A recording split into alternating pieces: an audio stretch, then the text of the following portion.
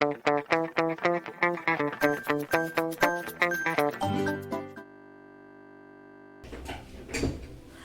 എന്തൊക്കെയുണ്ട് വിശേഷം? നമുക്ക് തുടങ്ങാം. ചാപ്റ്ററിൻ്റെ പേര് തുല്യ ത്രികോണങ്ങൾ. 8ാം ക്ലാസ്സിലെ മാത്സിൻ്റെ 1ാമത്തെ ചാപ്റ്ററാണ് തുല്യ ത്രികോണങ്ങൾ. അപ്പോൾ ഈ ചാപ്റ്റർ പഠിക്കണമെങ്കിൽ നമുക്ക് എന്താണ് ത്രികോണങ്ങൾ എന്നറിഞ്ഞിരിക്കണം. ത്രികോണം എന്താണെന്ന് ഇതുവരെ നമ്മൾ പഠിച്ചതല്ലേ? എന്താ പറയുക, 2ാം ക്ലാസ് മുതൽ ത്രികോണത്തിൻ്റെ ഷേപ്പ് വരയ്ക്കാനും അതെത്ര സൈഡ് ഉണ്ട് എന്നും എന്നൊക്കെ പഠിപ്പിച്ചതല്ലേ. എന്തായാലും നമ്മൾ ബ്രീഫായിട്ട് ചെറുതായിട്ടൊന്ന് ഇതിനെ വിശദീകരിച്ച് പോവാം. എന്താണ് ത്രികോണം എന്ന് പറഞ്ഞാൽ? ത്രികോണം എന്ന് പറഞ്ഞാൽ 3 വശങ്ങളുള്ള ത്രികോണം. വരയ്ക്കാൻ എല്ലാവർക്കും അറിയല്ലോ. ഇങ്ങനെ ഉണ്ടാവും. ത്രികോണം എന്ന് പറഞ്ഞാൽ എന്താണ്? 3 വശങ്ങളുള്ള ഒരു ബഹുഭുജത്തിനാണ് പറയുന്നത് ത്രികോണം എന്ന്. ത്രികോണത്തിന് 3 വശങ്ങൾ മാത്രമാണോ? പിന്നെ എന്താണ് ഒരളവുള്ളത്? 3 കോണുകളും. 3 വശങ്ങളും 3 കോണുകളും ഉള്ള ബഹുഭുജത്തിന് പറയുന്ന പേരാണ് ത്രികോണം. എല്ലാവരും നോട്ട് പറയുമ്പോൾ എഴുതി ഇടയ്ക്കിടയ്ക്കൊന്ന് പോസ് ചെയ്തിട്ട് എഴുതിയെടുക്കുക. എന്നിട്ട് അവസാനം വേണമെങ്കിൽ നോട്ട്സ് നമുക്ക് മാത്സിന് അങ്ങനെ ക്വസ്റ്റ്യൻസർ ചോദിക്കില്ലല്ലോ, പ്രോബ്ലം ചെയ്യുന്നതാണ് ചോദിക്കുക. അപ്പോൾ പ്രോബ്ലം ഞാൻ കുറച്ച് സ്ലോ ആയിട്ട് പറയുന്നതാണ്. അപ്പം ത്രികോണങ്ങൾ 3 വശങ്ങളും 3 കോണുകളുമുള്ള ഒരു ബഹുഭുജത്തിന് പറയുന്ന പേരാണ് ത്രികോണം. ഇനി ത്രികോണങ്ങൾ എത്ര തരത്തിലുണ്ട്? ഏതൊക്കെ ത്രികോണങ്ങൾ നിങ്ങൾ പഠിച്ചിട്ടുണ്ട്? ഒന്നാമത്തേത് ഞാൻ എഴുതുമ്പോൾ ഇതൊക്കെ നമ്മൾ പണ്ട് പഠിച്ചതായതുകൊണ്ടാണ് കുറച്ച് ഫാസ്റ്റായിട്ട് പറയുന്നത്. മട്ട ത്രികോണം. എന്താ മട്ട ത്രികോണം എന്ന് പറഞ്ഞാല്? മട്ട ത്രികോണം എങ്ങനെയാ വരച്ചിട്ടുണ്ടാവുന്ന അറിയോ എല്ലാവർക്കും? ഇങ്ങനെ. ഇത് ഒരു മട്ട ത്രികോണം. ത്രികോണത്തിന് പേരിടുന്ന ABC, അങ്ങനെ എന്ത് വേണമെങ്കിലും ഇടാം. അങ്ങനെ ഒരു മട്ട ത്രികോണത്തില് ഒരു കോൺ 90 ഡിഗ്രി ആയാൽ, 90 ഡിഗ്രിക്കല്ലേ നമ്മൾ മട്ടം എന്ന് പറയാം, അങ്ങനെ ഒരു 90 ഡിഗ്രി കോൺ ഉള്ള ത്രികോണത്തിന് പറയുന്ന പേരാണ് മട്ട ത്രികോണം. ഇനി പിന്നെ എന്താണുള്ളത്? സമപാർശ്വ ത്രികോണം. കേട്ടിട്ടുണ്ടോ? സമപാർശ്വ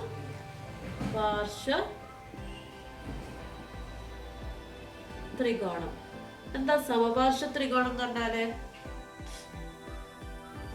ഇങ്ങനെ ഒരു ത്രികോണം. ഇങ്ങനെ നമ്മൾ വരയ്ക്കില്ലേ ത്രികോണത്തിന്? ഇതിനാണ്, അതായത് ഈ 2 സൈഡുകളും, ത്രികോണത്തിന് ഞാൻ പേര് കൊടുക്കുകയാണ്, ABC പേര് കൊടുക്കുകയാണെങ്കിൽ ഈ 2 സൈഡുകളും, ഇതിപ്പോൾ ഒരു 4 സെന്റിമീറ്റർ ആണ്, ഇതും ഒരു 4 സെന്റിമീറ്റർ ആണ്, ഇതൊരു 7 സെന്റിമീറ്റർ ആണെങ്കിൽ ഈ ഒരു ത്രികോണത്തിന്, ഇത് അളവൊന്നും കറക്റ്റ് അല്ല, ഞാനൊന്ന് ഏകദേശം നിങ്ങൾക്ക് മനസ്സിലാവാൻ വേണ്ടി മാത്രം വരയ്ക്കുന്നതാണ്. ഇങ്ങനെയുള്ളൊരു ത്രികോണത്തിന് പറയുന്നതാണ് 2 വശങ്ങൾ മാത്രം തുല്യമായിട്ടുള്ള ത്രികോണത്തിന് പറയുന്ന പേരാണ് സമപാർശ്വ ത്രികോണം. അപ്പൊ ഈ സമപാർശ്വ ത്രികോണത്തിന് എന്താ ഒരു പ്രത്യേകത? ഇതില് 2 വശങ്ങൾ തുല്യമായാൽ ആ വശത്തിനെതിരെയുള്ള കോണുകൾ ഉണ്ടല്ലോ, ഏതാണ്? BC എന്ന് പറയുന്ന ഈ വശത്തിനെതിരെയുള്ള കോൺ ഏതാണ്? A. അതേപോലെ AC എന്ന് പറയുന്ന ഈ വശത്തിനെതിരെയുള്ള കോണാണ് കോൺ B. ഈ 2 കോണുകളും തുല്യമായിരിക്കും.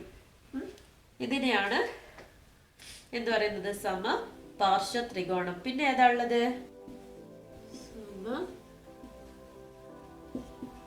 സമഭുജ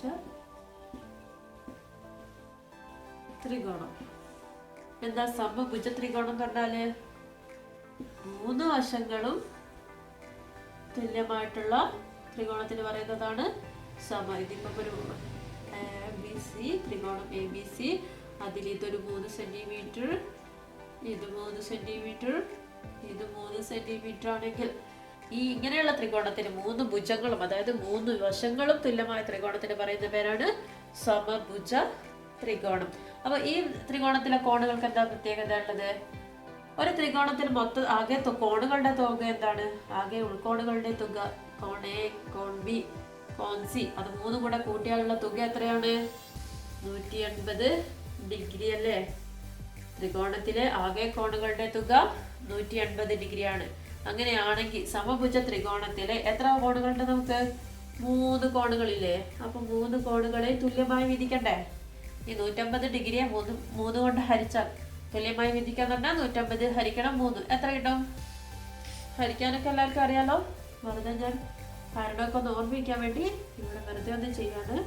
150 ഹരിക്കണം 3. 3നേക്കാൾ ചെറുതാണ് 1. അതുകൊണ്ട് നമ്മൾ 18 എത്ര 3 ഉണ്ട് നോക്കും. 18 എത്ര 3 ഉണ്ട് നോക്കാം. എങ്ങനെയാ 3ന്റെ ഗുണന പട്ടിക പറയാം. 1 3 3 2 3 6 3 3 9 4 3 12 5 3 15 6 3 18. ഗുണനോ ഹരണമൊക്കെ അറിയാത്തവര് എനിക്ക് കമന്റ് ചെയ്താൽ ഞാൻ ഹരണത്തിൻ്റെ ഒക്കെ പ്രത്യേകം വീഡിയോസ് ചെയ്യുന്നതായിരിക്കും. അപ്പോൾ 18 8 8 കുറച്ച് 0 1 കുറച്ച് 0. പിന്നെ ഇവിടെ ഒരു 0 ഉണ്ട്. ആ 0ത്തിൽ എത്ര 3 ഉണ്ട്? 0 അല്ലേ? 0 3 0. അപ്പം ഓരോ കോണും 60 ഡിഗ്രി ആയിരിക്കും സമഭുജ ത്രികോണത്തിന്റെ. ഇതൊക്കെ നമ്മൾ കഴിഞ്ഞ ക്ലാസ്സുകളിൽ പഠിച്ചതാണ്. ഇതൊക്കെ നമ്മുടെ ബേസിക് ആയിട്ടുള്ള കാര്യങ്ങൾ. ബേസ് നമുക്ക് ഈ 8ാം ക്ലാസ്സിലേക്ക് മാത്രമല്ല 10ാം ക്ലാസ് വരെ ആവശ്യമുള്ള ബേസിക് ആയിട്ടുള്ള കാര്യങ്ങളാണ്. ഇനി ഇത് വെച്ചിട്ടാണ് നമ്മൾ നമ്മുടെ ചാപ്റ്ററിലേക്ക് നമ്മുടെ പാഠത്തിലേക്ക് കിടക്കുന്നത്. നമ്മുടെ പാഠത്തിലുള്ള ആവശ്യമുള്ള കാര്യങ്ങളൊക്കെ ചെയ്യാൻ പോകുന്നത്. ഇനി നമുക്ക് പഠിക്കാനുള്ളത് എന്താണ്? ത്രികോണം എന്താണെന്ന് പഠിച്ചു. നമുക്ക് പഠിക്കാനുള്ളത് ഇനി ഒരു വശങ്ങൾ. നമുക്ക് ത്രികോണം വരയ്ക്കാൻ എല്ലാവർക്കും അറിയാം, വെറുതെ വരയ്ക്കാൻ എല്ലാവർക്കും അറിയാം. ഇനി ഞാൻ ചോദിക്കുകയാണ്, അല്ലെങ്കിൽ ഞാൻ ചോദിക്കുന്നതല്ല, നിങ്ങളുടെ ടെക്സ്റ്റിലുള്ളതാണ്. ഒരു വശങ്ങളുടെ നീളം ഞാൻ എഴുതണോ?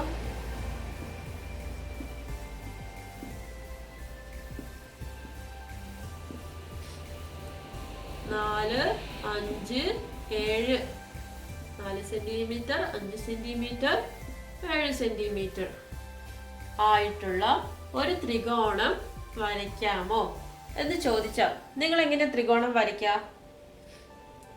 നമ്മൾ ആദ്യം എന്ത് ചെയ്യും? ഒരു 4 സെന്റിമീറ്റർ സ്കെയിൽ എടുക്കും. ഒരു 4 സെന്റിമീറ്റർ അളന്ന് വരയ്ക്കും. ഇതൊരു 4 സെന്റിമീറ്റർ സ്കെയിൽ എടുത്ത് അളന്ന് തന്നെ വരച്ച് കാണിക്കണം. നിങ്ങൾ നോട്ടിൽ വരയ്ക്കുമ്പോൾ സ്കെയിൽ എടുത്ത് അളന്ന് വരയ്ക്കുക. ഞാനിത് റഫായിട്ട് വരച്ച് കാണിക്കുന്നതാണ്. ഇനി എന്താ നമ്മൾ ചെയ്യുക? 5 സെന്റിമീറ്ററും വേണം 7 സെന്റിമീറ്ററും വേണം. നമ്മൾ എവിടെ 5 വരയ്ക്കും, എവിടെ 7 വരയ്ക്കും? ഞാനിപ്പോൾ റഫായിട്ട് ഇവിടെ ഒരു 5 സെന്റിമീറ്റർ എന്ത് ചെയ്യും? കോമ്പസ് എടുത്തിട്ട് ഒരു 5 സെന്റിമീറ്റർ കോമ്പസിൽ പെൻസിൽ കുത്തിയിട്ട് 5 സെന്റിമീറ്റർ എടുക്കാൻ എല്ലാവർക്കും അറിയാലോ. അങ്ങനെ ഒരു കോമ്പസ് എടുത്ത് ഇവിടെ കുത്തിയിട്ട് ഒരു 5 സെന്റിമീറ്റർ മാർക്ക് ചെയ്തു. ഇവിടെ 5 സെന്റിമീറ്റർ ആകുമ്പോൾ ഈ സൈഡിൽ നമുക്ക് എത്രയാണ് വേണ്ടത്? 7 സെന്റിമീറ്റർ. കോമ്പസ് എടുത്തോ 7 സെന്റിമീറ്റർ മാർക്ക് ചെയ്തിട്ട് ഇങ്ങനെയും വരച്ചു. അപ്പോൾ നമുക്ക് ഈ കൂട്ടുമുട്ടുന്നിടത്തേക്ക് ഒരു ത്രികോണം വരയ്ക്കാലോ. സ്കെയിൽ കാണില്ല. ഇത് 5 സെന്റിമീറ്റർ ആയിരിക്കും, ഇത് 7 സെന്റിമീറ്റർ ആയിരിക്കും. ഇങ്ങനെ ഒരു ത്രികോണം വരയ്ക്കാലോ. ഇങ്ങനെ മാത്രമാണ് വരയ്ക്കാൻ പറ്റുന്നത്? അല്ല. 4 സെന്റിമീറ്റർ വരച്ചു. ഞാൻ ഈ 5 സെന്റിമീറ്റർ ഇപ്പുറത്തെ സൈഡിലാണ് എടുത്തെങ്കിലോ, കോമ്പസ് എടുത്തു 5 സെന്റിമീറ്റർ ഇവിടെ മാർക്ക് ചെയ്തു, ഇവിടെ നിന്ന് 7 സെന്റിമീറ്റർ മാർക്ക് ചെയ്തു. ഇങ്ങനെ വരയ്ക്കാം. ഇത് രണ്ടും എന്താണ്? ഒരേ അളവുകളുള്ള ത്രികോണങ്ങളല്ലേ? 5 സെന്റിമീറ്റർ 7 സെന്റിമീറ്റർ 5 സെന്റിമീറ്റർ. എന്താണ്? അളവുകളൊക്കെ തുല്യമാണ്. 4 സെന്റിമീറ്റർ ആണ്, ഇവിടെ 4 സെന്റിമീറ്റർ ഉണ്ട്. ഒരു സൈഡ് 7 സെന്റിമീറ്റർ ഉണ്ട്, ഒരു സൈഡ് 5 സെന്റിമീറ്റർ ഉണ്ട്. 2 ത്രികോണങ്ങളായി. ഇനി ഇതുപോലെ മാത്രമാണ് നമ്മളോട് ഏത് സൈഡാ ഏതാണ് നമ്മുടെ പാദം എന്നോ ഏതാ ലംബം എന്നോ ഒന്ന് പറഞ്ഞിട്ടില്ലെങ്കിൽ നമുക്കിതിനെ ഇങ്ങനെ മാത്രമാണ് വരയ്ക്കാൻ പറ്റുന്നത്? അല്ല. 5 സെന്റിമീറ്റർ പാദത്തിൽ വരയ്ക്കാം. 5 സെന്റിമീറ്റർ അളവിൽ ഒരു പാദം വരച്ചു. എന്നിട്ട് ഈ സൈഡിൽ 4 സെന്റിമീറ്റർ, ഈ സൈഡിൽ 7 സെന്റിമീറ്റർ, അങ്ങനെ വരയ്ക്കാൻ പറ്റും. പറ്റില്ലേ? അങ്ങനെ എങ്ങനെയൊക്കെ വരയ്ക്കാൻ പറ്റും? ഇത്രയും 3 ഞാൻ വരച്ചു തന്നല്ലോ. ഇതിന്റെ ബാക്കി നിങ്ങൾ വരയ്ക്കുക. എന്തെങ്കിലും ഡൗട്ട് ഉണ്ടെങ്കിൽ കമന്റ് ബോക്സിൽ ചോദിക്കാം. ഇതൊക്കെ ഡൗട്ട് ചെയ്യേണ്ട ആവശ്യമില്ല. എന്നാൽ ഇത്രയും ഞാൻ വരച്ചു തന്നു. അപ്പോൾ ഇതിൽ നമുക്കൊരു 5 സെന്റിമീറ്റർ ബേസ് ആയിട്ടുള്ള 2 ചിത്രം വരയ്ക്കാം. 7 സെന്റിമീറ്റർ പാദമായിട്ടുള്ള 2 ചിത്രം വരയ്ക്കാം. അങ്ങനെ മൊത്തത്തിൽ 6 ചിത്രങ്ങൾ വരയ്ക്കാൻ പറ്റും. ഈ ത്രികോണങ്ങളൊക്കെ എന്താണ്? തുല്യ ത്രികോണങ്ങളാണോ? തുല്യ ത്രികോണമാണോ? ഇത് രണ്ടും തുല്യമാണോ? അല്ലേ? ആയിരിക്കുമല്ലോ. എന്താണ്? എല്ലാത്തിൻ്റെ ഇവിടെ ഒരു 4 AB എന്ന് പറയുന്നത് 4 സെന്റിമീറ്റർ ആണ്. ഇവിടെ നോക്കിയേ, ഇവിടെ AB 4 സെന്റിമീറ്റർ, ഇവിടെ BC 7 സെന്റിമീറ്റർ ആണ്, AC 7 സെന്റിമീറ്റർ ആണ്. ഇവിടെ AC 5 സെന്റിമീറ്റർ ആണ്. ഇതിന് നമ്മൾ വേറൊരു പേര് കൊടുക്കാം, PQ ഇവിടെ QR 5 സെന്റിമീറ്റർ ആണ്, AC 5 സെന്റിമീറ്റർ ആണ്. അങ്ങനെ രണ്ട് ത്രികോണങ്ങൾ തുല്യ ത്രികോണങ്ങളാണ് അല്ലേ? അപ്പൊ നമുക്ക് ഇത് വെച്ചിട്ട് നമ്മുടെ ഒന്നാമത്തെ പൊതുതത്വം പഠിക്കാം. എന്താണ് ഒന്നാമത്തെ പൊതുതത്വം? ഒരു ത്രികോണത്തിന്റെ വശങ്ങൾ. പൊതുതത്വം നിങ്ങൾ ബോർഡിൽ കാണുന്നുണ്ടല്ലോ, സ്ക്രീനിൽ കാണുന്നുണ്ടല്ലോ. ഒന്നാമത്തെ പൊതുതത്വം ഇതാണ്. രണ്ട് ത്രികോണങ്ങൾ നമ്മൾ കണ്ടല്ലോ. ഒരു ത്രികോണത്തിന്റെ വശങ്ങൾ ABC എന്ന് പറയുന്ന ത്രികോണത്തിലെ വശങ്ങൾ PQR എന്ന് പറയുന്ന ത്രികോണങ്ങളുടെ വശങ്ങൾക്ക് തുല്യമാണെങ്കിൽ ഈ ത്രികോണങ്ങളിലെ കോണുകളും തുല്യമാണ്. അതായത് ABC എന്ന് പറയുന്ന വശങ്ങൾ, AB തുല്യമാണ് PQന്, BC തുല്യമാണ് അതിന് PRന്, AC തുല്യമാണ് QRന്. അങ്ങനെ തുല്യമാണെങ്കിൽ ഇതിന്റെ കോണുകളും തുല്യമായിരിക്കുമെന്നാണ്. ഈ കോണുകൾ കോൺ AB, cone A, cone B, cone C, ആ കോണുകൾ ഈ ത്രികോണത്തിന്റെ കോണുകൾക്ക് തുല്യമായിരിക്കും. അത് മനസ്സിലായല്ലോ? ഇനി ഏതൊക്കെ കോണുകളായിരിക്കും അപ്പൊ തുല്യം? കോൺ A, അതായത് ഈ ത്രികോണത്തിലെ ഏത് കോണായിരിക്കും ഈ ത്രികോണത്തിലെ കോണുമായിട്ട് തുല്യം? അതെങ്ങനെയാ നമ്മൾ കണ്ടുപിടിക്കുക? അതിനാണ് നമ്മള് നമ്മുടെ അടുത്ത തത്വം എന്താണ്? ഒരു ത്രികോണത്തിലെ വശങ്ങൾ മറ്റൊരു ത്രികോണത്തിലെ വശങ്ങൾക്ക് തുല്യമാണെങ്കിൽ, വശങ്ങൾ തുല്യമാണല്ലോ, തുല്യമായ വശങ്ങൾക്ക് എതിരെയുള്ള കോണുകൾ തുല്യമായിരിക്കും. അങ്ങനെ പറഞ്ഞ എന്താന്ന് മനസ്സിലായോ? തുല്യമായ വശങ്ങൾ. ഇപ്പൊ നമ്മള് ഇത് മാത്രം എടുക്കുകയാണ്, ഈ രണ്ട് ത്രികോണങ്ങൾ മാത്രം. ഇതിലെ ഒന്നാമത്തെ ത്രികോണം അത് ഞാൻ കൺസിഡർ ചെയ്യുന്നത്, പരിഗണിക്കുന്നത് ത്രികോണം ABC. ആ ത്രികോണത്തിലെ ത്രികോണം PQR, അങ്ങനെ രണ്ട് ത്രികോണങ്ങൾ കൺസിഡർ ചെയ്യാണല്ലോ. അപ്പൊ ഒരു ത്രികോണത്തിലെ ABCയിലെ AB എന്ന് പറയുന്ന വശത്തിന് തുല്യമായിട്ടുള്ള ത്രികോണത്തിലെ ഏത് വശമാണ്? PQRലെ ഏത് വശമാണ്? PQ ആണ്. അങ്ങനെ രണ്ടു വശങ്ങൾ തുല്യമായാൽ ഈ വശങ്ങൾക്ക് എതിരെയുള്ള കോണുകൾ, ABക്ക് എതിരെയുള്ള കോൺ ഏതാണ്? കോൺ C. PQക്ക് എതിരെയുള്ള കോൺ ഏതാണ്? കോൺ R. ഇവ തുല്യമായിരിക്കും. ഈ കോൺ മാത്രാണോ? ഇനി ഇതിലെ ഏത് വശങ്ങളാണ് തുല്യം? BC സമം ഏതാണ്? ഇതിലേതാണ് 7 സെന്റിമീറ്റർ വരുന്നത്? PR ആണെങ്കിൽ ഏതൊക്കെ കോണുകളായിരിക്കും നൽകാം? BCക്ക് എതിരെയുള്ള കോൺ ഏതാണ്? കോൺ A സമം ഏതായിരിക്കും? PRനെതിരെയുള്ള കോൺ? കോൺ Q. ഒരു ത്രികോണത്തിലെ വശങ്ങൾ മറ്റൊരു ത്രികോണത്തിലെ വശങ്ങൾക്ക് തുല്യമാണെങ്കിൽ ആ വശങ്ങൾക്ക് എതിരെയുള്ള കോണുകളും തുല്യമായിരിക്കും. ഇത് 4 സെന്റിമീറ്റർ ആണ്. ആ 4 സെന്റിമീറ്ററിന് എതിരെയുള്ള കോണാണ് C. അതേപോലെ ഈ PQന് 4 സെന്റിമീറ്റർ എതിരെയുള്ള കോണാണ് R. ഇത് രണ്ടും തുല്യമായിരിക്കും. മനസ്സിലായോ? ഇനി ഇതില് ഒരു വശം കൂടിയില്ലേ? അതേതാ വശം? നമ്മൾ നോക്കാത്ത വശം AC. ACക്ക് തുല്യമായിട്ടുള്ളത് ഏതാണ് വശം? QR. അങ്ങനെയാണെങ്കിൽ ഏതൊക്കെ കോണുകളായിരിക്കും തുല്യം?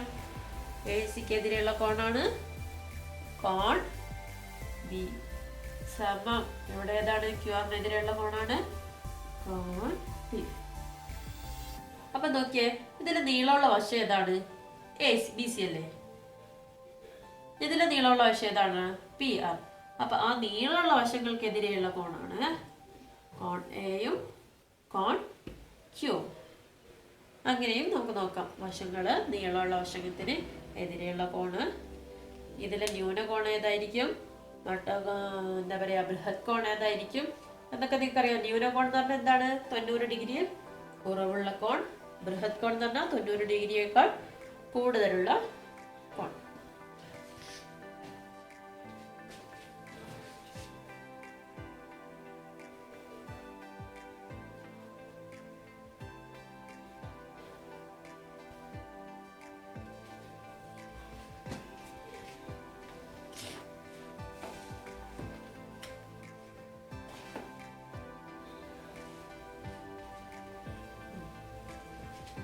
ഇനി നമ്മൾ ക്ലാസ് എടുക്കുമ്പോൾ ടെക്സ്റ്റ് കൂടെ അരിയത്ത് വെക്കുക. അപ്പം ഞാൻ ഇതൊക്കെ ടെക്സ്റ്റിലുള്ള കാര്യങ്ങൾ തന്നെയാണ് പറഞ്ഞുകൊണ്ടിരിക്കുന്നത്.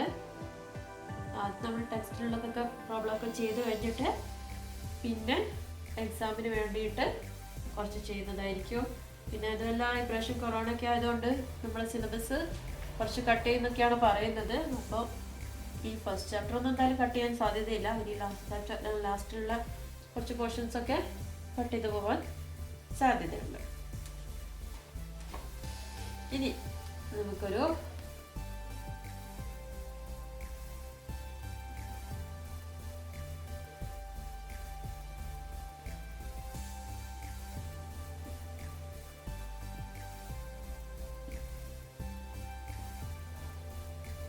ചതുർഭുജം തന്നിരിക്കുകയാണ്. ചതുർഭുജം തന്നത് 4 സൈഡുള്ള ബഹുഭുജം.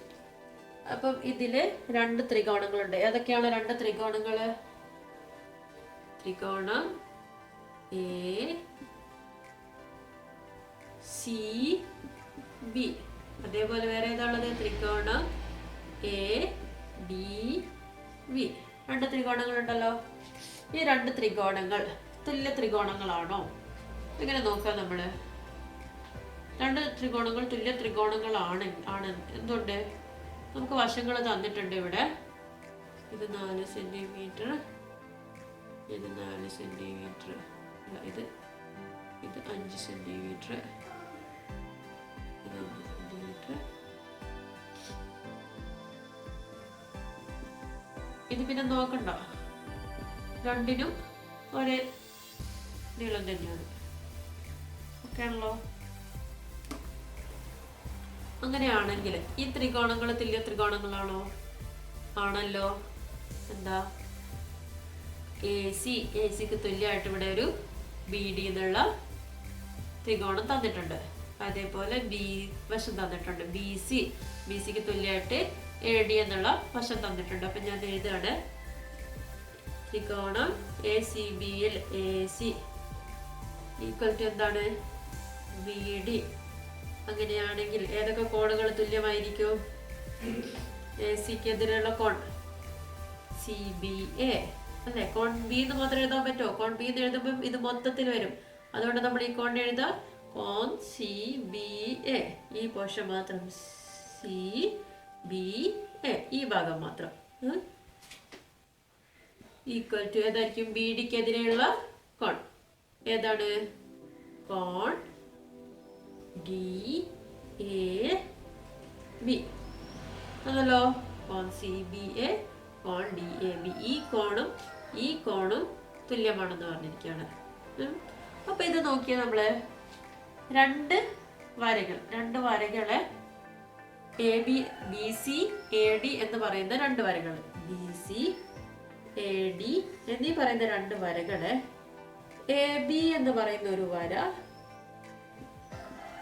കട്ട് ചെയ്തിരിക്കുകയാണ് അല്ലെ? എ ബി എന്ന് പറയുന്ന ഒരു വര കട്ട് ചെയ്തിരിക്കുകയാണ്. ആ കട്ട് ചെയ്തിരിക്കുന്ന വരയിട്ട് തന്നെ എന്താണ്? എതിർ കോണുകളല്ലേ ഇത്? ഈ വശത്തെ കോണും ഈ വശത്തെ കോണും തുല്യമാണെന്നാണ് നമുക്കിപ്പം തിരിക്കുന്നത് അല്ലെ? സി ബി എയും ഇവിടെ സി ഉണ്ട്, ഇവിടെ ഡി ഉണ്ട്, ഡി എ ബി. ഈ കോണുകൾ തുല്യമാണെന്നാണ് പറഞ്ഞിരിക്കുന്നത്. അങ്ങനെയാണെങ്കിൽ നമ്മൾ 7ാം ക്ലാസ്സിൽ ഒരു സമാന്തരികത്തിന്റെ ഡെഫിനിഷൻ പഠിപ്പിച്ചതുണ്ടല്ലോ. 2 സമാന്തര വരകളെ ഒരു രേഖ കട്ട് ചെയ്യുകയാണെങ്കിൽ അതിന്റെ എതിർ കോണുകൾ തുല്യമാണെങ്കിൽ ഇതിനെ നമ്മൾ സമാന്തര രേഖകൾ എന്ന് പറയും. 2 വരകളെ ഒരു വര കൊണ്ട് കട്ട് ചെയ്ത്, നിങ്ങൾക്ക് മനസ്സിലാവുന്ന രീതിയിൽ വെറുതെ പറയാണ്, 2 വരകളെ ഒരു വര കട്ട് ചെയ്തിട്ട് ആ വര കട്ട് ചെയ്യുമ്പോഴുണ്ടാകുന്ന കോണുകൾ, എതിർ കോണുകൾ തുല്യമാണെങ്കിൽ ഈ 2 വരകൾ എന്താണ്? സമാന്തര വരകളാണ്, സമാന്തര രേഖകളാണ്. ഓക്കെ ആണല്ലോ. ഇനി ഇതിൽ അതേപോലെ നമ്മൾ നോക്കുകയാണെങ്കിൽ എ സിയുടെ കഴിഞ്ഞു. ബി സിക്ക് തുല്യമായിട്ട് ഏതാ ഉള്ളത്? എ ഡി അല്ലേ? ബി സിക്ക് തുല്യമായിട്ട് എ ഡി ആണെങ്കിൽ ബി സിയുടെ ഓപ്പോസിറ്റ് ആയിട്ടുള്ള കോൺ ഏതാണ്? B A C. കോൺ ബി എ സി ഏതാണ്? ഏത് കോണാണ് തുല്യം? കോൺ ഡി ബി എ അല്ലേ? കോൺ ഡി ഡി ബി എ. അപ്പൊ നോക്ക്, അപ്പോഴും രണ്ട് വരകൾ എന്താ സംഭവിക്കുന്നത്? എ സി ബി ഡി എന്നീ രണ്ട് വരകളെ, എ സി ബി ഡി എന്നീ രണ്ട് വരകളെ എ ബി എന്ന രേഖ കട്ട് ചെയ്യാണ്, എന്താ പറയാ, മുറിക്കുകയാണ്. ആ മുറിക്കുമ്പോ തന്നെ ഉണ്ടാവുന്ന എതിർ കോണുകൾ തുല്യമാണ്. അങ്ങനെയാണെങ്കിൽ എ സിയും ബി ഡിയും എന്താണ്? സമാന്തരാണ്. അപ്പം രണ്ട് എതിർവശങ്ങൾ സമാന്തരമായിട്ടുള്ള ബഹുഭുജത്തിന് പറയുന്നത് എന്താണ്? രണ്ട് എതിർവശങ്ങൾ സമാന്തരമായിട്ടുള്ള ബഹുഭുജത്തിന് പറയുന്ന പേരാണ് സമാന്തരികം. അതുകൊണ്ട് തന്നെ ഈ ചതുർഭുജം എ ബി സി ഡി എന്താണ്? എ ബി സി ഡി ഒരു സമാന്തരികമാണ്. ഇതൊക്കെ നമുക്ക് ബേസിക് ആയിട്ട് അറിഞ്ഞിരിക്കണം. കാരണം അടുത്ത പ്രോബ്ലത്തിന് നമുക്ക് വെറുതെ ഒരു ക്വസ്റ്റ്യൻ തരാണ്, എന്നിട്ട് നമ്മളോട് ചോദിക്കുകയാണ് ഈ തന്നിരിക്കുന്ന ചതുർഭുജം ഒരു സമാന്തരികമാണോ എന്ന് ചോദിച്ചാൽ നമ്മൾ എങ്ങനെയാണ് അത് പ്രൂഫ് ചെയ്യാം? ആദ്യം ഒരേ വശങ്ങൾ രണ്ട് തുല്യ ത്രികോണങ്ങളാണോ നോക്കുക. തുല്യ ത്രികോണങ്ങളാണെങ്കിൽ അതിന്റെ വശങ്ങൾക്കെതിരെയുള്ള കോണുകൾ തുല്യമാണോ നോക്കുക. കോണുകൾ തുല്യമാണെങ്കിൽ എന്താണ്? രണ്ട് വരകളെ ഒരു രേഖ കട്ട് ചെയ്യുന്നു. ആ കട്ട് ചെയ്യുമ്പോഴുണ്ടാവുന്ന കോണുകൾ, എതിർ കോണുകൾ എന്ന് പറഞ്ഞാൽ എന്താണ്? ഒരു രേഖയ്ക്ക് ഈ ഭാഗത്തും ഈ ഭാഗത്തും ഉണ്ടാകുന്ന കോണുകൾക്കാണ് എതിർ കോണുകൾ എന്ന് പറയുന്നത്. ആ കോണുകൾ തുല്യമാണെങ്കിൽ നമുക്കിത് എന്ത് പറയാം? സമാന്തര രേഖയാണെന്ന് പറയാം. അങ്ങനെ സമാന്തര എതിർവശങ്ങൾ സമാന്തരമായിട്ട് വരുന്ന ബഹുഭുജത്തിന് പറയുന്നതാണ് സമാന്തരികം. ഇന്നത്തെ ക്ലാസ്സിൽ ഞാൻ ഇത്രയുമാണ് എടുക്കുന്നത്. അടുത്ത ക്ലാസ്സിൽ നമ്മൾ ഇത് വെച്ചിട്ടുള്ള പ്രോബ്ലംസ് ചെയ്യും. ആ പ്രോബ്ലംസ് ചെയ്യുന്നതിന് മുമ്പ് നിങ്ങൾ ഇതില് ഈ പറഞ്ഞിരിക്കുന്ന കാര്യങ്ങളൊക്കെ കറക്റ്റായിട്ട് മനസ്സിലാക്കുക. ഒന്നും കൂടെ വീഡിയോ കേൾക്കുക, ഒന്നും കൂടെ ചെയ്തു നോക്കുക. ഒറ്റയ്ക്ക് തന്നെ ഏതെങ്കിലും വെറുതെ അളവുള്ള ത്രികോണങ്ങൾ എടുക്കുക, എന്നിട്ട് വരച്ചു നോക്കുക അത് സമാന്തരികമാണോ എന്ന് നോക്കുക. അങ്ങനെ ട്രൈ ചെയ്തിട്ട് അടുത്ത ക്ലാസ്സിലേക്ക് റെഡി ആയിരിക്കുക. അടുത്ത ക്ലാസ്സിൽ നമ്മൾ ടെക്സ്റ്റ് ബുക്കിലുള്ള പ്രോബ്ലംസ് ചെയ്യുന്നതായിരിക്കും. താങ്ക്